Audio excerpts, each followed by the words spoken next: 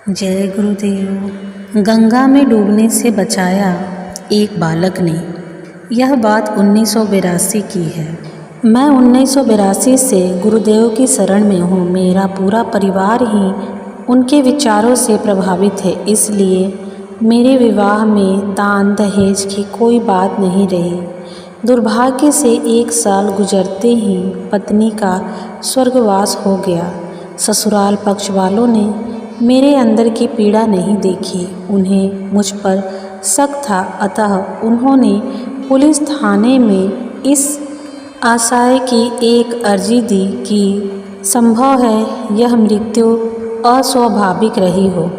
थाने से दरोगा आए, पूछताछ हुई, फिर दिवंगत पत्नी के माता पिता भी आए, देख सुनकर चले गए। चूँकि हम में कोई खोट नहीं थी, एक चिकित्सक के नाते काफ़ी लोग जानने पहचानते भी थे, इसलिए आस पड़ोस के लोगों की बातें सुनकर आखिरकार वे संतुष्ट हो गए कि इसमें हमारा कोई दोष नहीं। केस तो खत्म हो गया, लेकिन इन घटनाओं से मैं अंदर से टूट गया था। जीने की कोई इच्छा शेष नहीं बची थी। ऐसी विषम परिस्थितियों में पूज्य गुरुदेव के साहित्य का स्वाध्याय करने से धीरे धीरे मेरा मनोबल बढ़ता गया और जैसे तैसे मैं अपने आप को सहज करने में काफ़ी हद तक सफल हुआ। कुछ ही दिनों बाद पूज्य गुरुदेव के सूक्ष्म संरक्षण से सबल होकर मैंने अपनी दिनचर्या को नियमित कर लिया। चिकित्सा कार्य के साथ ही मैंने अपना एक क्लिनिक भी खोल लिया ताकि अधिक से अधिक व्यस्त रह सकूं। सन 1992 की बात है। उन दिनों मैं दोपहर के समय 1 से 5 बजे तक चिकित्सा कार्य से समय निकालकर प्रत्येक दिन गायत्री परिवार का एक कार्यक्रम कर लेता था।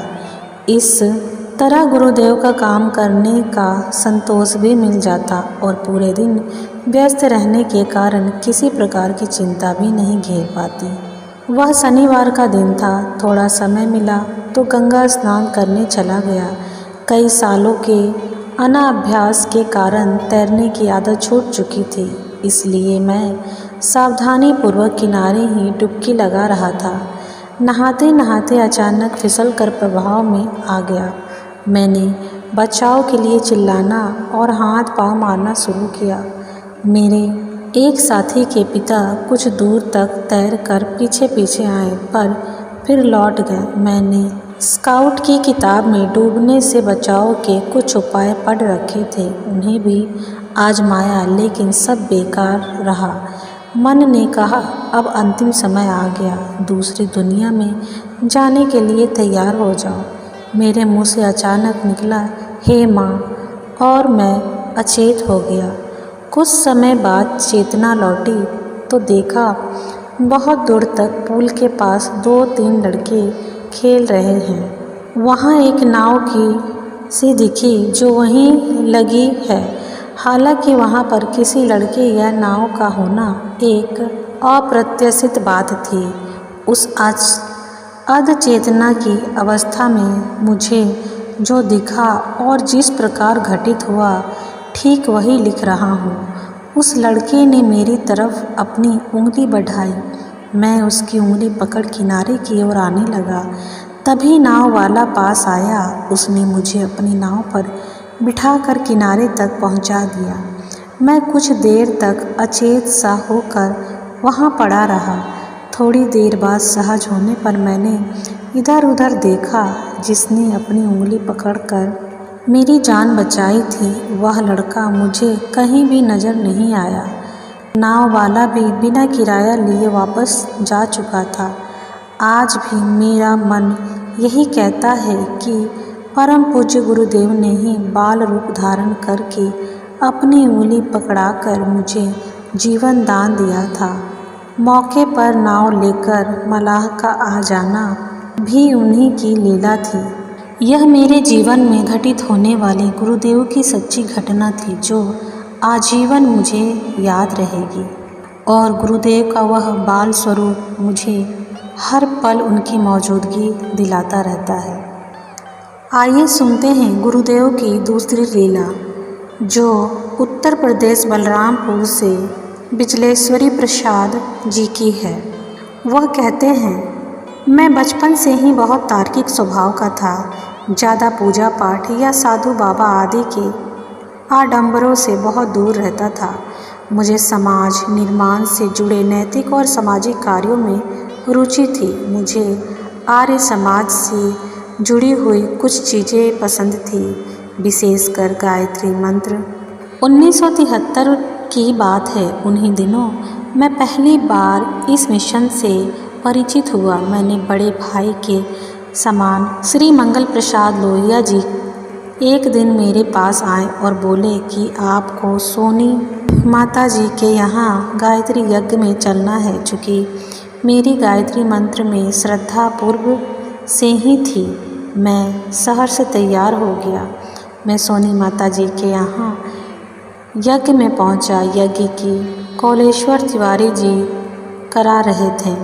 मैंने प्रसन्नतापूर्वक यज्ञ किया। यज्ञ के बाद तिवारी जी बोले, अब कुछ दक्षिणा दो। मैं दक्षिणा का अर्थ ठीक से नहीं समझ पाया, तो उन्होंने बताया कि अपने अंदर की कुछ बुराई यज्ञ भगवान की साक्षी में छोड़ दो।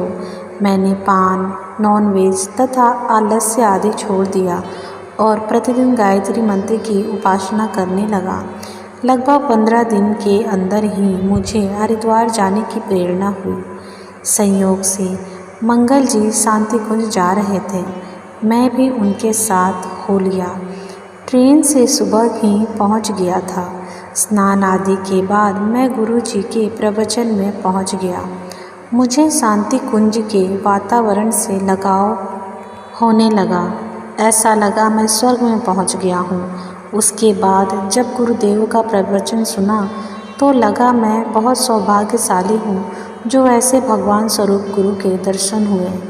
प्रवचन समाप्त होने के बाद मंगल जी ने मंच के पीछे मुझे गुरुदेव से मिलाया और मेरा परिचय दिया। गुरुदेव ने कुशल क्षेम पूछा।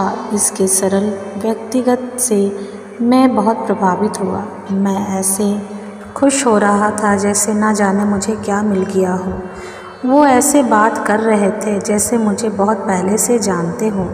उनका अपनापन देखकर मैंने हृदय में उनके प्रति अटूट श्रद्धा हो गई। उनके पश्चात मैं गुरुदेव से उनके कमरे में मिला। गुरुदेव ने मुझे अपने पास बिठाया, घर परिवार का हाल चाल पूछा।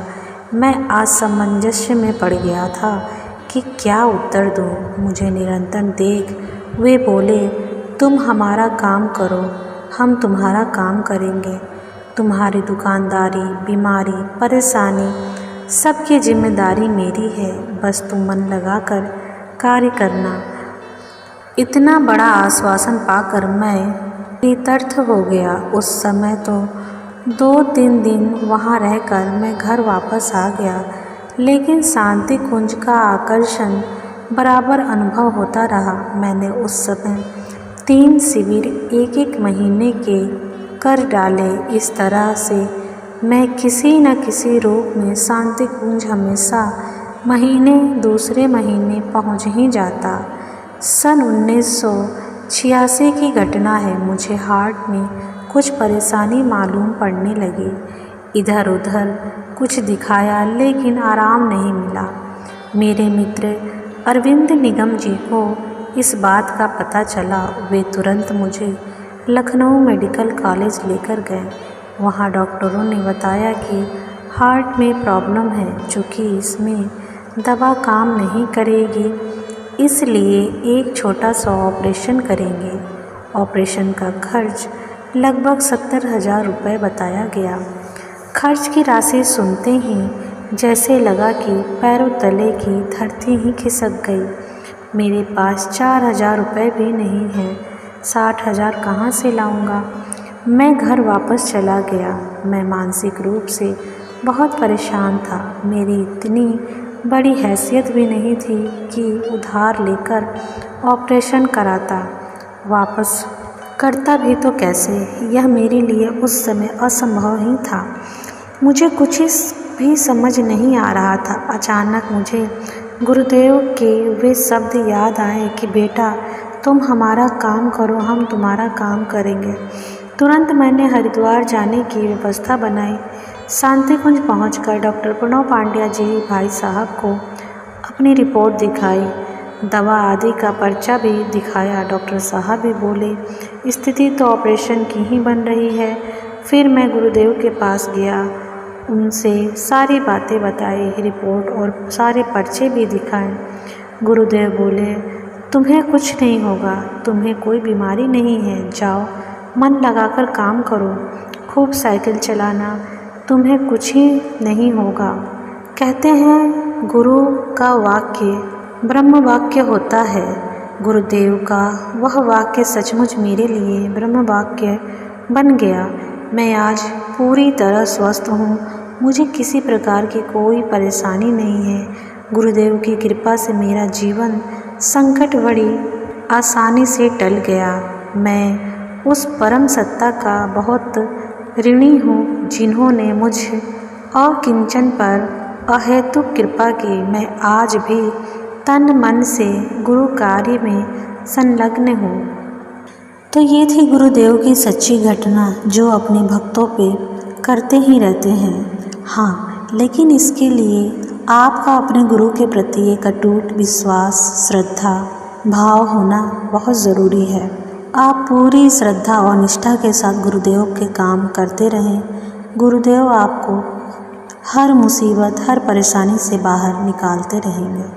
अगर आपकी भी कोई ऐसी सच्ची घटना है तो आप हमसे ज़रूर साझा करें। आप हमें कमेंट बॉक्स में ज़रूर लिखें कि आप हमसे अपनी ऐसी कोई कहानी साझा करना चाहते हैं, तो आप अपनी मेल आईडी हमें दें और फिर हम आपसे कांटेक्ट करेंगे।